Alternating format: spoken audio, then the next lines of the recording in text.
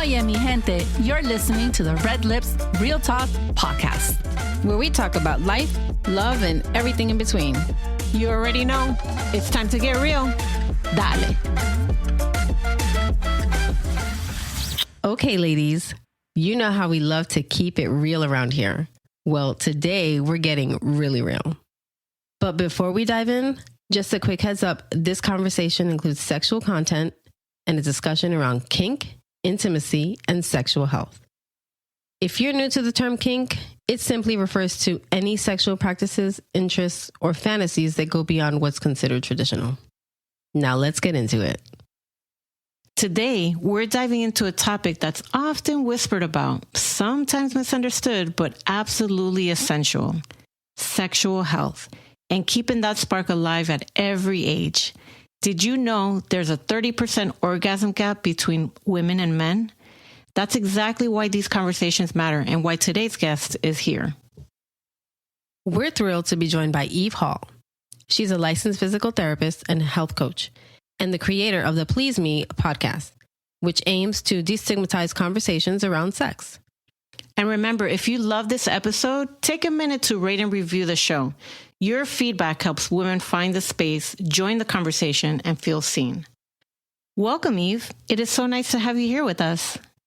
Thank you so much for having me. This is so exciting. Tell us a little bit about yourself. Absolutely. So, like you said, I'm a licensed physical therapist. I treat sexual health conditions, which a lot of times people know as the pelvic floor. But I feel like the pelvic floor is such an abstract concept. A lot of people don't even understand what that is. So I like to say that I treat sexual health conditions such as erectile dysfunction, decreased vaginal sensitivity and dryness, painful sex, which is a big one for women, premature ejaculation, etc., etc., etc. And also, I am a mom of two, and I am polyamorous. I'm bisexual. I'm a Latina. So I am a proud member of all of those communities. And I like to talk about, women's empowerment and how we can help each other to lift each other up. I love that.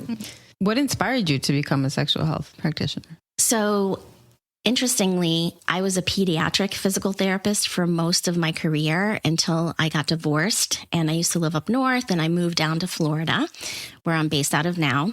And there weren't very many pediatric positions available. And so I started, doing geriatrics, which is very common in Florida. And I decided to specialize in the pelvic floor. At the same time, I was going through my own sexual revolution. And I was, in the dating world again, in my 40s, just having a great time and exploring and learning what really turns me on, what really, makes me happy in terms of relationships and my sexuality. And so I really plugged into that, and I loved treating my patients and having conversations with them. I realized that this was really my niche. Right. I really enjoyed helping people in that arena because it really brings you joy. When you have a great sex life, it brings you joy. And if you have a condition, a sexual health condition, and suddenly it's gone or it's diminished, it just makes the person so much more confident, so much happier. And so I really felt like I found my niche. And so I decided to start talking about it. And so I created Please Me podcast. And that was sort of the beginning of it. What kind of topics do you cover in your podcast? So I talk all about sexual health conditions. I also talk about relationship issues as it relates to sex. Sometimes people have different, libidos in relationships and how to deal with that. I talk a lot about communication. Communication is so essential in relationships because if you're not sharing your wants, needs, desires, fantasies with your partner, guess what? oftentimes people look outside of their marriages or relationships to find those things that they really want. And so you really need to be having these conversations with your partner if that's something that you want to explore with them. And so I think it's just super important to have these discussions. So I talk about that. I talk about kink. I talk about ethical non-monogamy. Sometimes I'll have people that are from the LGBTQ community, and we talk about our experiences. I am late to the game in that arena. I only discovered that I was bisexual after my divorce. So, having conversations about that with people has been really fun and eye-opening, because really there are a lot of people that are late to the game. Right. I interviewed one author that didn't really come out until her 60s. Wow. And she does erotic literature. So, I interview authors. It always relates to sexuality or sexual health.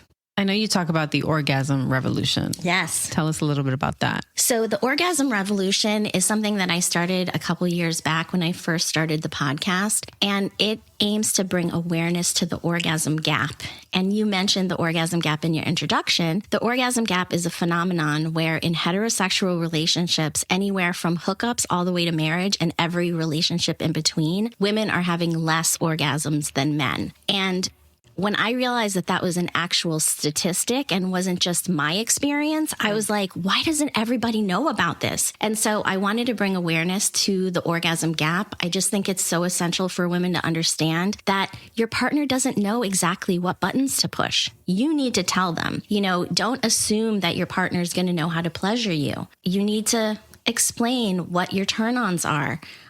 So it's really important for us to empower ourselves through education and awareness. And so the orgasm revolution was bringing awareness to the orgasm gap. And in order to join the revolution, anyone can be part of the revolution. But what I suggest is that you go to my website, pleaseme.online. I have a t-shirt that says Orgasm Equality, and you get one of those t-shirts and you post yourself wearing the Orgasm Equality t-shirt and saying, I've joined the orgasm revolution. You can post it wherever you want. And basically saying, I've joined the orgasm revolution. This brings awareness to the orgasm gap. And the orgasm gap is XYZ. And you explain it in your own words. And it is just a way to sort of expand that information outside of just my platform to people all around the world. Yeah, I think it's essential because it's not a statistic that is well known, right? Right.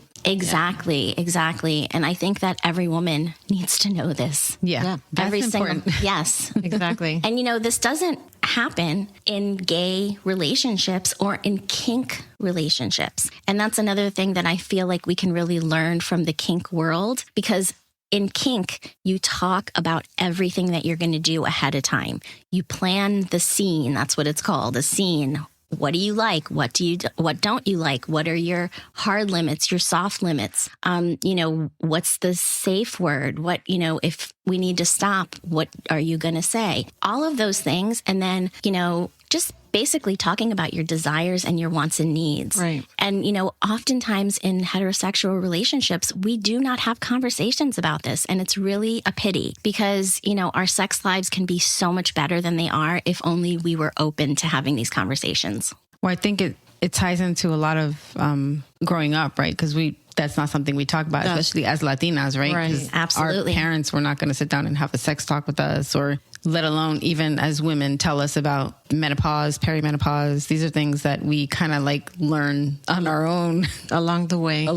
As you experience it, right? Yeah. And there's so much that I know now, having done the podcast, because I've talked to so many amazing women, that I wish I knew when I was just getting my period.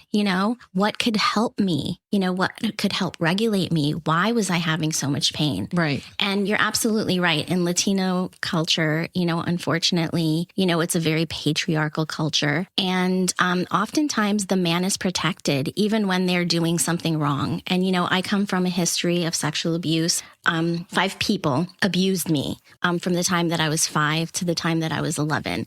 And we weren't talking about that either. You know what I mean? And we need to be talking about these things. We need to protect our children, and we need to stop protecting the perpetrators. Yeah, that I agree. That does happen a lot, especially in the Latino community. In any community, really. But, right, true. Yeah, but in our community, absolutely it happens. And it's really a terrible thing. But even to growing up, like if the men step out of the marriage, or it was still like, oh, you have to stay, deal with it. It's your family, you have kids. Yeah, you got to stick together. Yeah. So, yeah, I could see that. Mm-hmm. And I know you talked about Big Clit Energy, and I heard it in one of your podcasts, but that kind of ties into the orgasm gap. So Big Clit Energy is actually the confidence that a woman has in her sexual life. And if you're having an amazing sex life, you're going to have confidence. And that confidence I like to call Big Clit Energy, just like Big Dick Energy, right? Yeah. And when I was researching the woman's equivalent of Big Dick Energy, I looked everywhere, and all I could find was that women could also have Big Dick Energy. And they had named a couple of people that had, women that had big dick energy, like Beyonce and Rihanna. And I was like, they don't have big dick energy.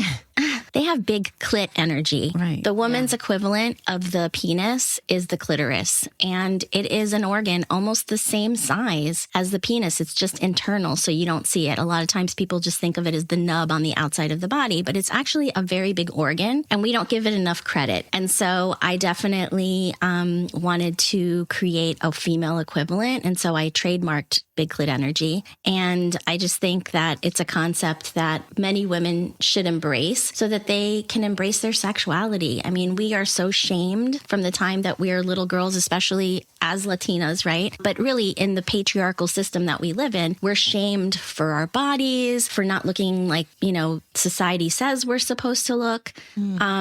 There's just so much shame put on us, and it shouldn't be. There's nothing wrong with your body. Your body's exactly as it should be. It's beautiful today, tomorrow, yesterday, every day. And so I like to erase the shame, and I like to really empower women to embrace their sexuality, because it is the creative center of our bodies. It is where we create. We create life, and it's also the creative force of our entire body. So when you are in touch with your Big Clit Energy, you are going to be in touch with your creative power in the world and be able to create the life that you want. Wow, that makes sense. Yeah. And especially because these conversations, you're saying it, like you're talking about it, and because I'm not used to it, I could feel myself kind of like getting embarrassed. Like, wait, but it's true, because it's not something that is talked about enough. We're too embarrassed to talk about it. So that's why I think this is very important, because it is a very important conversation. Absolutely. I mean, and that's what my show, Please Me, is all about, is destigmatizing these conversations,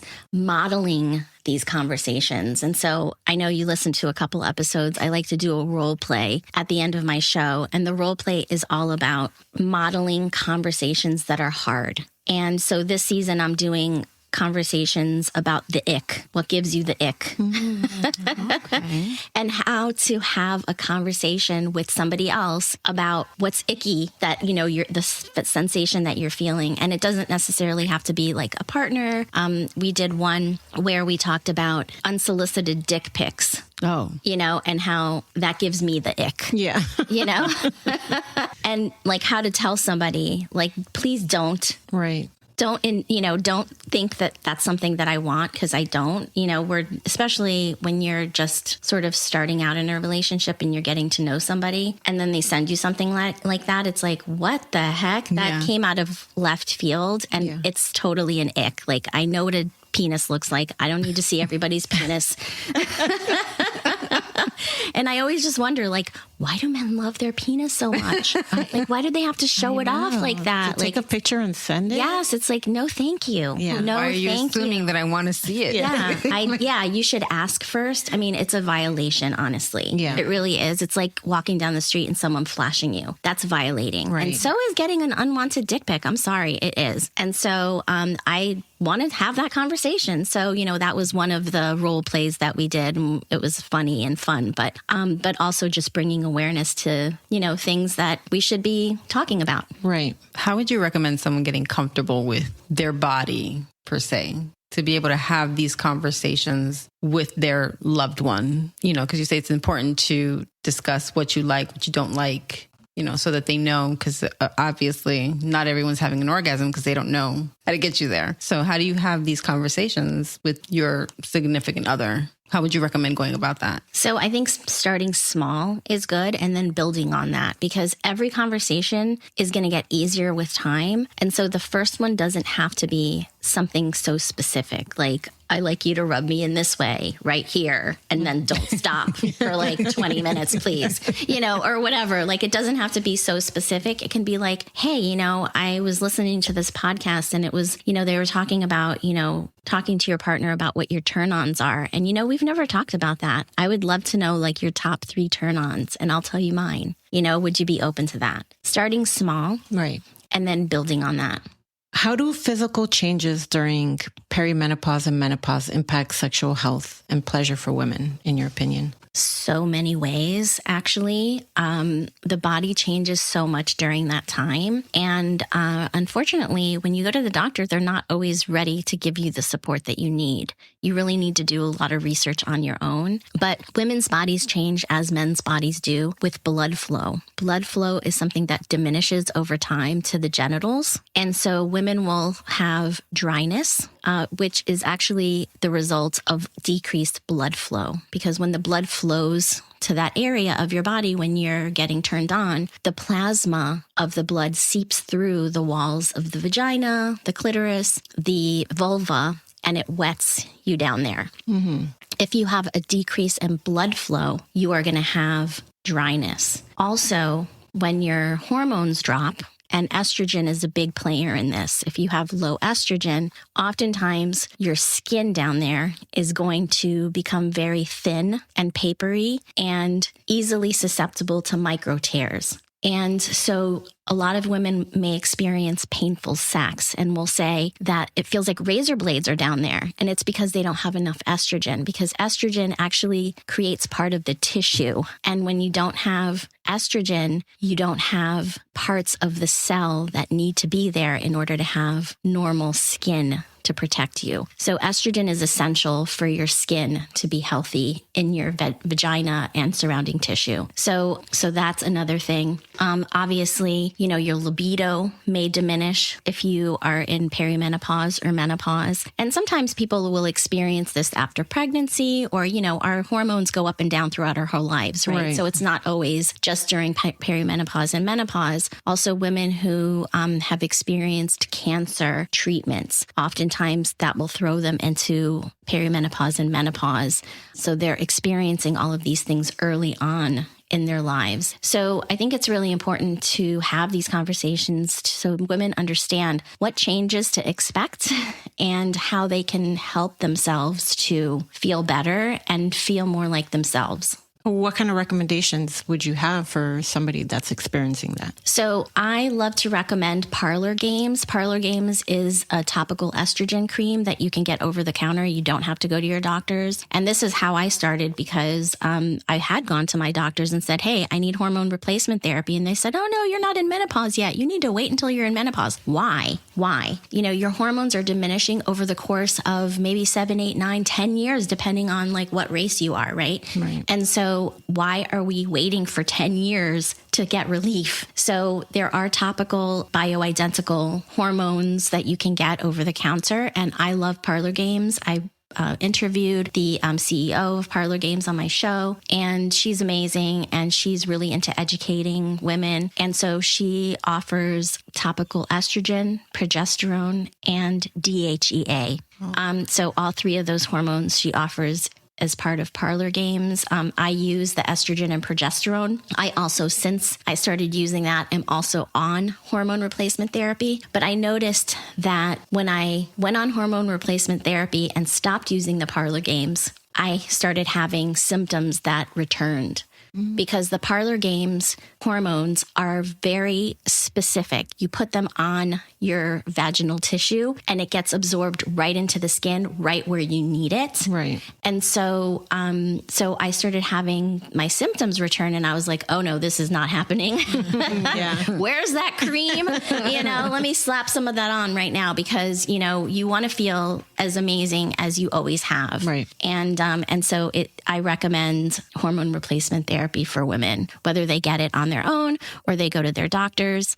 I think it's really essential for women to replace their hormones as they diminish. I know you specialize in the pelvic floor. Mm-hmm. So what exactly is that for people that may not know? Yeah. So the pelvic floor, and that's why I like to call it sexual health as opposed to the pelvic floor, because that's just such a weird concept. It's like, what?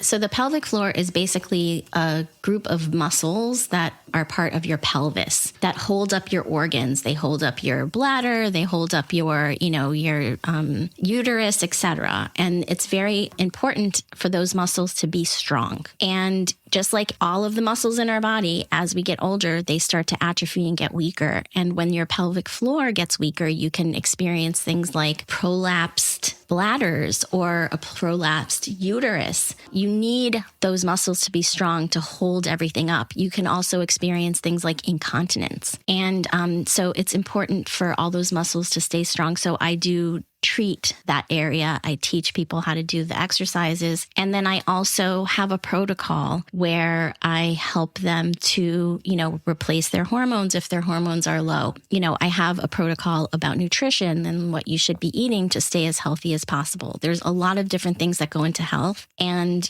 exercise is only a small portion of it. Yes, we do need to exercise, but really nutrition is 80% of health. So I like to talk to my patients about all of that. I really do try and look at the whole body holistically as opposed to just focusing on one area. Can you explain what acoustic wave therapy is and how it supports sexual wellness for women? Absolutely. So acoustic wave therapy is the gold standard in treatment for erectile dysfunction and its female equivalent, which is decreased vaginal sensitivity and dryness. And I talked about the blood flow issue, right? So blood flow is essential for the vagina, clitoris, vulva to work properly. And when we have blockages in our blood flow, which happens over time, depending on the type of food we eat, right? The blood vessels in the genital area are smaller than the ones around our heart. So you're going to see issues in that area faster than you're going to see the ones around your heart, for instance. But if you have these conditions, it could possibly mean that you might have a heart condition as well. So I do like to ask my patients if they have a cardiologist, et cetera, especially if they've been experiencing these conditions for a long time. But for women, the hormones themselves decrease the blood flow. So the acoustic wave therapy is a treatment that I do for women and men that increases the blood flow by breaking up the blockages in your blood vessels and allowing the blood to flow. And also when you get treatments over time, and I usually will recommend more treatments. Prevention, I recommend 6. So, more than that if you have any kind of issues. Over time, the treatment, what it does is it increases your capillary formation. And capillaries are the teeny tiny blood vessels that go to your genitals and to go really to any part of your body. There's capillaries that go to every single cell in your body. That's how your body gets nutrition from the food that you eat. It's delivered through the blood, and the smallest blood vessels are the capillaries. So when you get this treatment over the course of some time, and I usually recommend 1 time per week for however many visits, depending on your issues, more capillaries will actually form because of the treatment. That's part of one of the benefits of it. So you're actually creating more blood vessels to bring more blood to the area. I've never heard of that before. That's interesting. Yeah, a lot of people don't know about it. And another reason why I love talking about it, because I feel like people need to know what they can do to make themselves better, right? If they're not having the proper blood flow and they're dry as a bone down there, there are things that they can do to help themselves feel better. Yeah, it's another conversation that we don't have. Yeah. And then people go through it and they're just like, well, it is what it is. I'm getting older. This is what's happening. And they just kind of accept it. And we don't have to suffer. Right. We do not have to suffer. We can, be much healthier than we are if only we know about these things. And unfortunately, you walk into your doctor's office and they're like, "Oh, you're not in menopause yet. Come back when you are." And it's like, no. What about now? Yeah. What about right now when I'm not feeling well? When my hoo-ha is burning and I can't walk without it feeling like it's being chafed. That's no good. We don't want to feel that way. Right. We want to feel good and amazing all the time and have great functions so we can have amazing sex. Yes, I agree. Hallelujah to that. Hallelujah to that. I saw something about Juice Plus. So what is that? So Juice Plus is a product that I like to recommend to my patients, especially if you don't eat a lot of fruits and vegetables. And the average American eats 1.5 servings of fruits and vegetables per day. That is so little, and we need at least 10. So a serving size is the size of your fist. You can figure out how much you eat per day. What Juice Plus does is it's encapsulated produce, and it helps to bridge the gap between what you are eating and what you should be eating. And it gives you the nutrition of 30 fruits and vegetables in your body every single day. And so when you take it over the course of a period of time, your body starts to crave the nutrition that you're giving it. And guess what? There's something called metabolic reprogramming, and it makes you want to eat more fruits and vegetables. It's amazing. People that have never eaten Brussels sprouts, I remember a friend of mine, I was like, you need to get on Juice Plus. You're not eating enough fruits and vegetables. And he did get on it, and he called me back a few months later, and he's like, you wouldn't believe it. All I crave is Brussels sprouts, and I hated Brussels sprouts my whole life, and suddenly I want Brussels sprouts all the time. Okay. It's an amazing, amazing product because it gives you so much nutrition, and then your body tells you what it needs. I know supplements are good, but they say that it's better to actually eat the vitamins that we are lacking. Exactly. And vitamins are not the same as Juice Plus. Vitamins give you, if you look at the back of a vitamin container, it will have like 50 nutrients on it. And you probably get like 1%. Yeah, it's like small, like not that many, right? You're like, oh, 50, that's a lot. But no, like an apple has thousands of micronutrients in it. Thousands in just one apple. So if you take 30 fruits and vegetables and you desiccate it and you put it in capsule form, you're giving yourself the nutrition of so many fruits and vegetables. And it just makes your body healthier from the cell level all the way up. So it helps your skin, it helps your hair, it helps your organs, it helps the endothelium, which is the lining of your blood vessels that get clogged up and cause decreased blood flow. So it is an amazing product. And I like to say it's like an easy button, like the easy button from Staples or whatever. Right, yeah. Is it Staples? I believe it was Staples. Yeah. Okay. I'm like, is it Staples or a different company? But it's like the easy button for nutrition when it comes to fruits and vegetables. Going back to the sexual dysfunction in women, what are some signs that you feel maybe some women overlook, in that area to address? I think decreased libido is something that's often overlooked. Like they're like, oh, well, we've been together for a long time, so it's not something I think about as much. Right. That is something that is easily overlooked. I think it's hard to overlook vaginal dryness. Yeah, I agree. It's painful sex is impossible to overlook, but then people just don't have sex. Right. You know what I mean? They're like, it's too painful. I'm done with that part of my life. No, you don't have to be. You can still experience pleasure. You just need to get help. Let's see. Things that are overlooked in women. I think it's amazing right now in the time that we live that there's so many people talking about menopause, perimenopause, and the changes that they make in our bodies. You may, overlook brain fog, but if you're driving down the street and falling asleep at the wheel, you shouldn't be ignoring brain fog because it can kill you. You know what I mean? Your neurological system is so important to be on point all the time. And oftentimes, we will ignore things like that. Like I can't concentrate as much as I was able to before. These are all coming from your brain. Exactly. So I think that those things are kind of easy to ignore because you're like, oh, maybe I just didn't get enough sleep or not sleeping well. That's something that I think people might ignore and like, oh, well, I just don't sleep good. No, why don't you sleep good? What is it about your body that's waking you up in the middle of the night and not allowing you to fall back asleep? So that's something I think that could be easily ignored too, but is totally a symptom of perimenopause and menopause. So I guess you would say in midlife, some women may feel like, okay, our best sexual days are behind us. Oh, no. Right? We're at that point. We're too old. We're getting old. Some may say. What would you say to someone who feels that way? Like how would you address them to become more confident sexually, to get more comfortable with themselves and to, I guess, reprogram and learn again that yes, they can have big clit energy too, just like the 20-somethings. I feel like as you get older, you naturally sort of let go of all the hangups that you have about your body. As time goes on, you're like, this is me. And I accept myself. And I think that that is something that happens naturally to women. And then they get to the point where they just don't give a fuck, you know? And that is another thing that I think is really helpful to embrace, because you need to be able to stop the people pleasing and, you know, embrace your body, whatever it looks like today. And your body is very pliable. It can change. You know, it's not the same as it was yesterday. It's not the same as it's going to be tomorrow.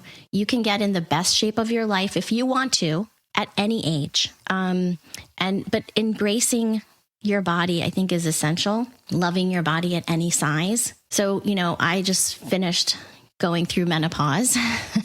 You know, I finally no longer get my period. And with that comes, you know, a weight gain that suddenly happens when you're like not looking, you blink, and the next thing you know, you're a different size, you know? But what about my body do I love now that, you know, wasn't there before? And those curves can be really beautiful, you know? I was never a double D in my whole life, and now I am, you know what I mean? And that's kind of fun, you know? It's kind of fun to have boobs when you never had them before. So, you know, loving your body at any size, figuring out what those things are in your body that you love now, and embracing yourself at any size is important. I also think it's really important to create an ambiance so that you feel sexy. Because if you're always in your, like, you know, pajamas that you wear like every night and they're like, they have holes in them and whatever, you're never making yourself feel super sexy. So like investing in lingerie, investing in lighting for your room that, you know, when you turn it on and you look in the mirror, you're like, wow, I'm hot, you know? Yeah. Investing in music, making sure that you have candles and you put perfume on, all of those things are going to make you ready and more in touch with your feminine energy and your feminine power and your creative power. I was going to ask, that was going to be my next question. Like, what are some daily or weekly practices that, you know, women can do to kind of get there? Yes. And, you know, putting up on your mirror some things that you want to tell yourself every day, you know, whatever that is for you. Like words are so powerful. People don't give words enough credit, but words are so powerful. And if you're telling yourself every day, you're so fucking beautiful, you know, eventually you're going to start believing that in your cellular level. You know what I mean? It's going to become part of you. So whatever the words are that you want to tell yourself, put it up on your mirror. And when you are brushing your teeth, tell yourself those things. And, you know, you will gain confidence. What's the age group of patients that you see, like the age range of patients?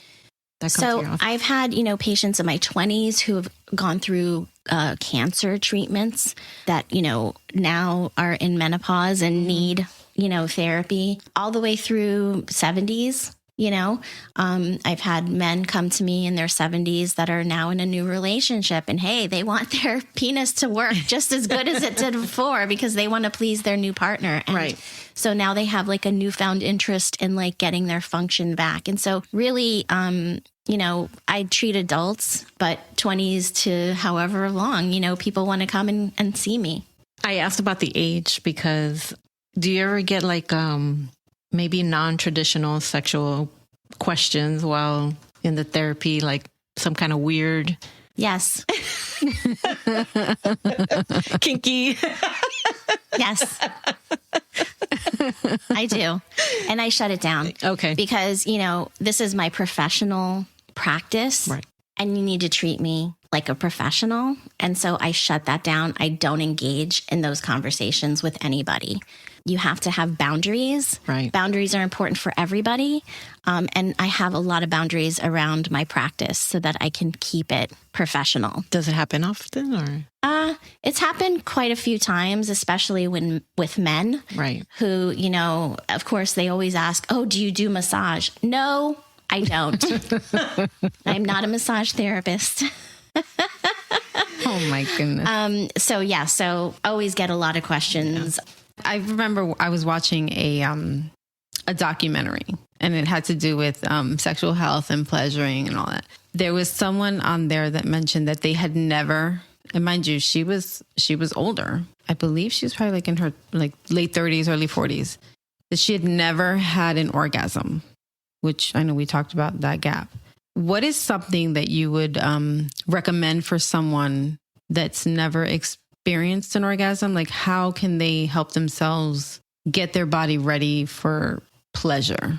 So I think it's so essential for women and men, but particularly women, to have a solo sex practice, to masturbate on a regular basis and to know your own body. Because if you don't know your own body, you're never going to be able to translate that information to the bedroom. You have to know how you orgasm on your own. That is essential.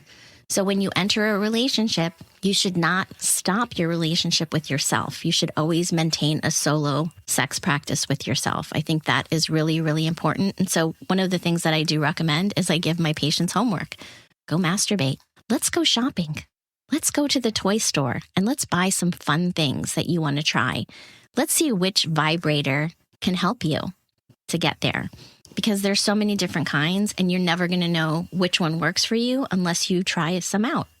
And so, you know, for people that don't want to go to a sex toy store because it's too embarrassing or whatever, I do have on my website, pleaseme.online, a full toy store, and I have lots of things that I love on there.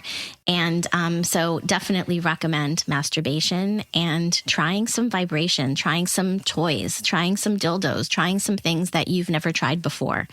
You know, sometimes that's the magic ticket. And when you have the magic ticket, you can always have an orgasm, whether you're by yourself or with your partner, because you just need to introduce that magic ticket to the bedroom. And that's a whole nother conversation. I think some men are intimidated by that, but really it's their best friend. If they want to pleasure their partner and they know that this can help and they can watch and they can be part of the action, I think that's a huge turn on for men too. It could be. And there's some get a little, I don't know if you want to say offended is the word, or intimidated, because they're like, oh, are you replacing me with your toys? What's going on here? And that's all on them. It has nothing to do with you. That's their insecurities. And so you have to, you know, sometimes mollify them and say, no, I'm not replacing you. I just want to experience the same amount of pleasure that you do. You get to have an orgasm. I want to have one too. And I've found that this helps me. 95% of women need external clitoral stimulation in order to orgasm. And we are taught in every movie, in every, you know, scene about sex, that penetration is the gold standard. And women don't necessarily orgasm from penetration. It can feel good, but we need external clitoral stimulation, right? So the combination of the two can be amazing. But if you are skipping the external clitoral stimulation, you are most likely skipping an orgasm, because only 3 to 5% of women can orgasm from penetration alone. And porn does not help that. And porn, what you just said. Porn, most of porn, and you know, there are some women created porn sites, but you have to pay for them. The free porn that you get is always male-centered pleasure that you're seeing. You're seeing the man get a, you know, blowjob, and you're seeing the man, you know, penetrate from whatever angle they want, you know. But you're rarely seeing the woman use a vibrator on themselves while the man is penetrating, or even touch their clitoris when the man is penetrating. Why not? Why not reach down and give yourself some pleasure too? Like, it doesn't make sense to me, but women do need to advocate for themselves and say, this is what feels good to me and this is what I want, you know, and not be shy, because I think being shy is doing a disservice to yourself. We all deserve love and pleasure. That's important though, because, you know, it's not a comfortable conversation, right, for most women to have. So we kind of got to get out of that, you know, mindset where it's not okay to talk about. Yeah, it's okay to talk about, because, you know, I want to get pleasure and I want to experience what you're experiencing as well. Because it's if you think about it, it's so easy for the male to have an orgasm. It's like 1, 2, 3, boom, he can have an orgasm. Yep. There's not much that has to go on there for that to happen to them. But for women, you got to put in the work. You have to put in the work. You got to put in the work. What's really amazing and interesting to me is this statistic that when I realized that when men masturbate alone and when women masturbate alone, they take around the same amount of time to get to orgasm. It's like less than 5 minutes, both for men and women. We're not talking about all this time, right? The thing is that you know where to touch yourself, right? You know exactly where to touch yourself, and you can get there pretty quickly. And so in penetrative sex, women need 20 to 25 minutes of warm up before they're ready for penetrative sex, because the vagina undergoes a transformation. We're transformers, okay? It's pretty freaking amazing. You know, our vaginas are collapsed on themselves throughout the day. But when you start getting turned on and you start getting prepared for penetration, your vagina actually elongates so that you can accept a penis, right?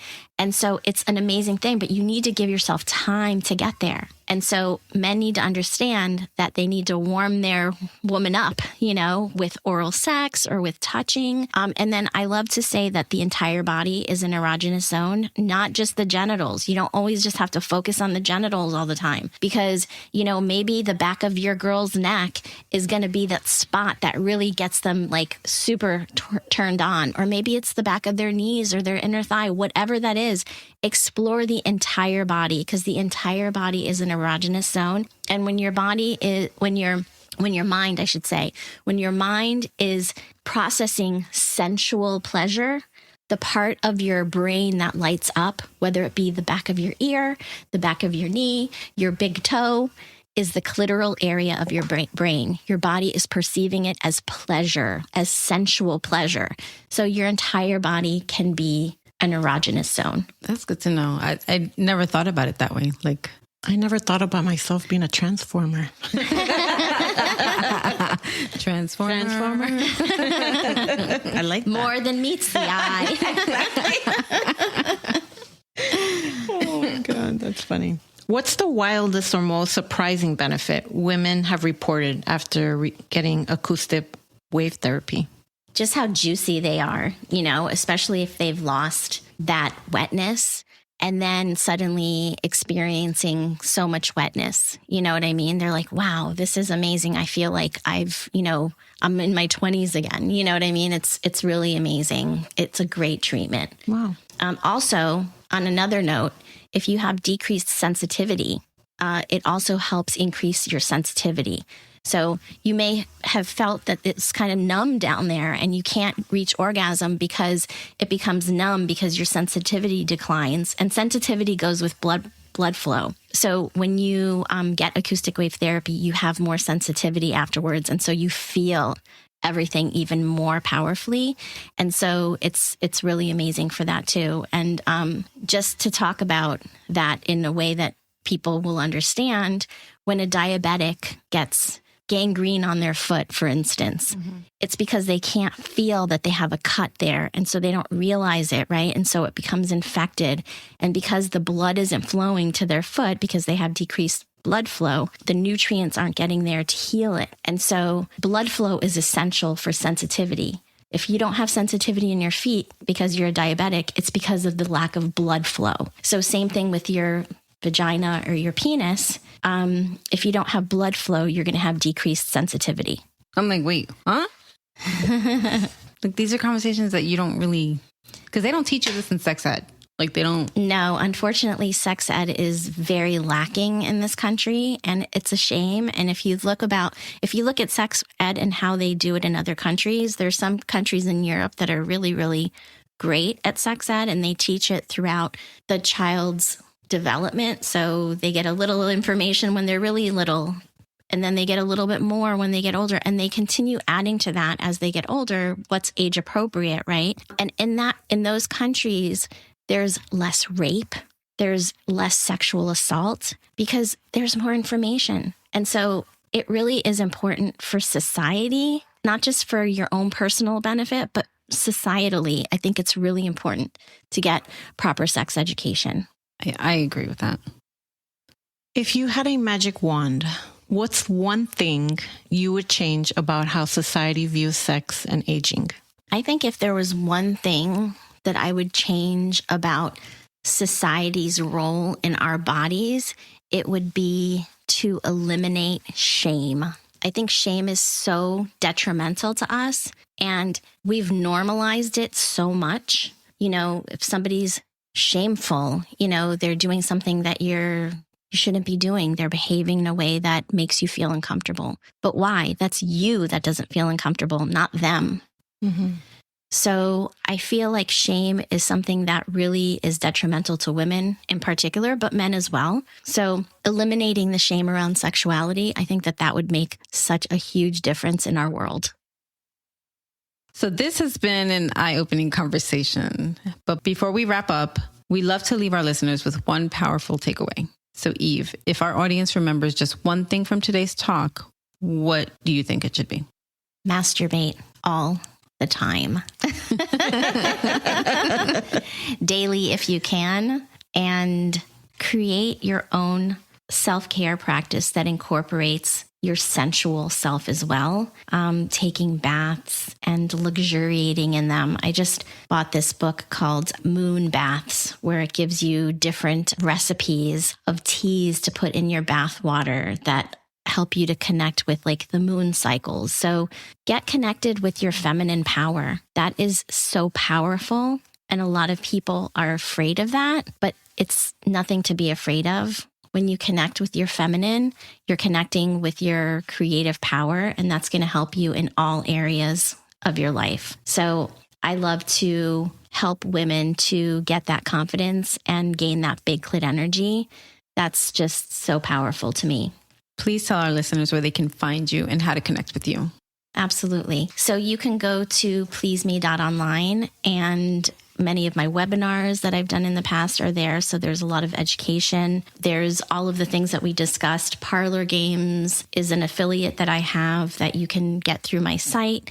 The sex toy store, the Juice Plus, all of the things that we discussed today are all connected to my website, pleaseme.online. If you want to reach me, you can go to the contact page, and you can send me a note there that goes directly to my email. And I always respond to all of my emails. And also in that spot, there's all of my socials. So if you want to follow me on social media, you can find all of my social links right there as well. I'll make sure to link it in the show notes. Mm-hmm, absolutely. And I just want to celebrate that my show, Please Me, is now ranked #1 in the United States and globally. And that just blows my mind that I can reach so many different countries all around the world on every continent, which I think is unbelievable. That's amazing. And so I've been on this like celebratory, I don't know, carnival, or parade, going from, podcast to podcast, talking about my story and my products and my show. So please listen to my show as well. I know that if you're listening to this podcast, you're already a podcast listener. So jump on my show and check it out. Hopefully you'll find some good shows there that you'll love as well. Congratulations. That's amazing. Thank you so much. Thank you. So thank you so much for sharing your wisdom with us today and breaking down a topic that so many people are curious about, but don't always feel comfortable talking about. We really appreciate you. Thank you very much. You're welcome. Thanks and for having congratulations. Me. Thank you. On all of that. Thank you. And to our listeners, if you enjoyed this episode, we love it if you could take a moment to rate and review our show. Your support helps us reach more listeners and keep this conversation going.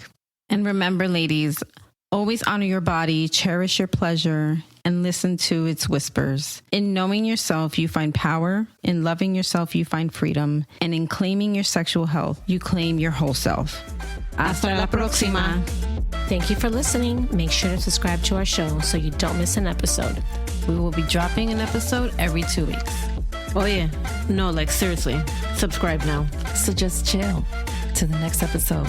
Follow us on Insta and TikTok. Hasta la próxima.